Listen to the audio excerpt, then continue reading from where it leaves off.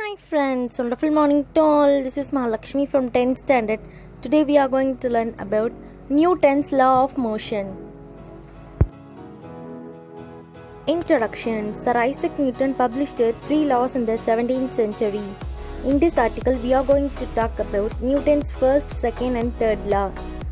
This law is an introduction to motion of the object and the force acting on it. In other words, it deals with the motion of an object and its relation to force. What is Newton's first law of motion? Newton's first law states that a body remains in the state of rest or uniform motion in a straight line unless and until an external forces act on it.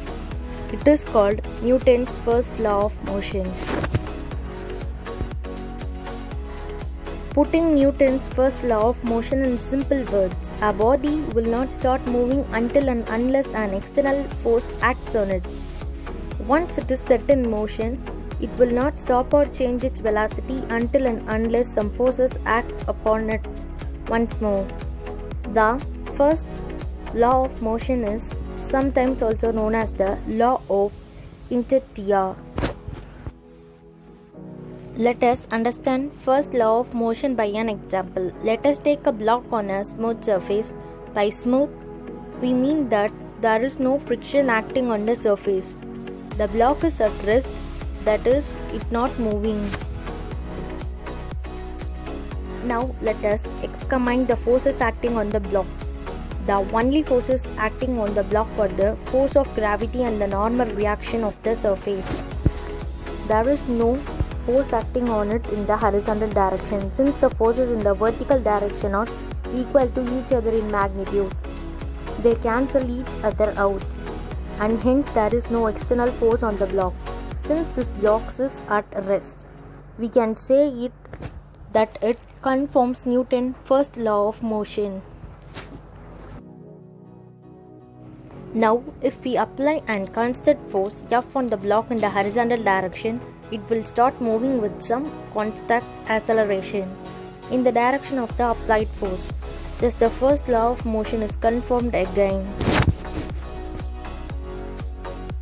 Newton's second law, the big misconception, finding acceleration, finding individual forces values, free fall and air resistance, two body problems. Newton's second law of motion pertains to the behavior of objects for which all existing forces are non-balanced. The second states that the acceleration of an object is dependent upon two variables, the net force acting upon the object and the mass of the object. The acceleration of an object depends directly upon the net force acting upon the object and inversely upon the mass of the object. As the force acting upon an object is increased, the acceleration of the object is increased. As the mass of an object is increased, the acceleration of the object is decreased. Newton's third law, action and reaction. Whenever one object erects a force on the second object, the second object erects an equal and opposite force on the first. His third law states for every action force in natural, there is an equal and opposite reaction. If object A erects a force on object B, object B also erects an equal and opposite force on object A. In other words, forces result from interactions.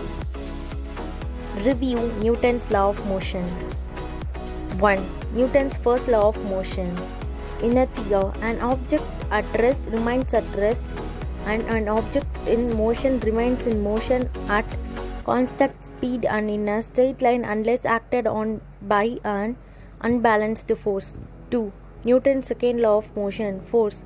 The acceleration of an object depends on the mass of the object and the amount of force applied. 3. Newton's third law of motion. Action and reaction.